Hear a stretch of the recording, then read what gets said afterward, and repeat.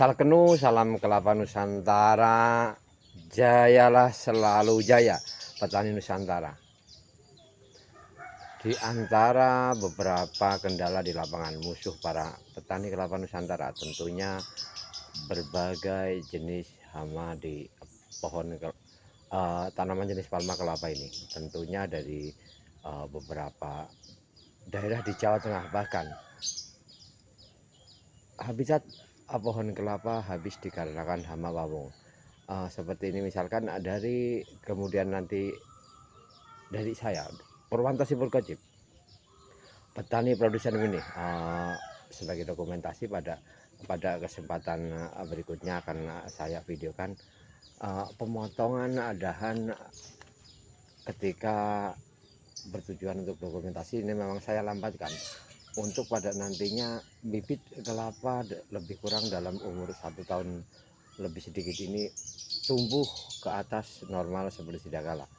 Kendala seperti ini di lapangan bisa terjadi di usia berapapun di pohon kelapa, bahkan ada kalanya dalam ketinggian 2-3 meter, 4 meter dan seterusnya.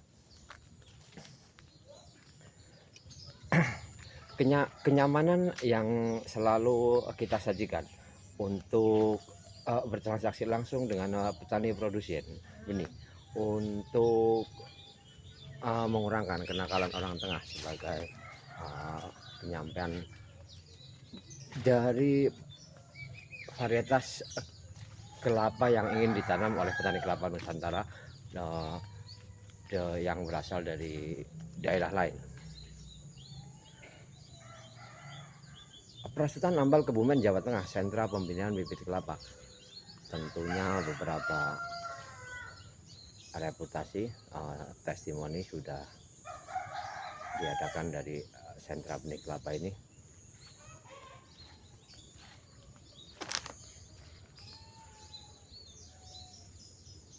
Dokumentasi ini juga akan saya buat sehubung pemetikan langsung di pohon induk terpilih, di mana dari beberapa pertanyaan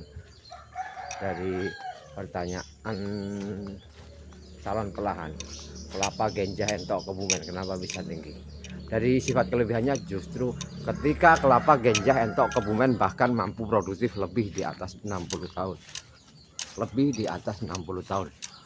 Ini peninggalan langsung dari orang tua saya, lebih kurang umur di antara 49 sampai 50-an tahun. Karena kelebatannya masih produktif, tidak bisa susah dipanjat sampai atas dikarenakan kelebatannya.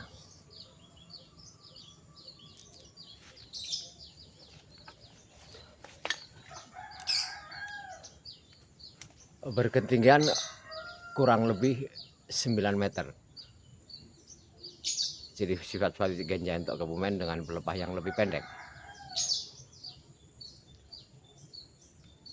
Pelepah yang lebih rapat tentunya pada nantinya juga buah tandan akan lebih rapat.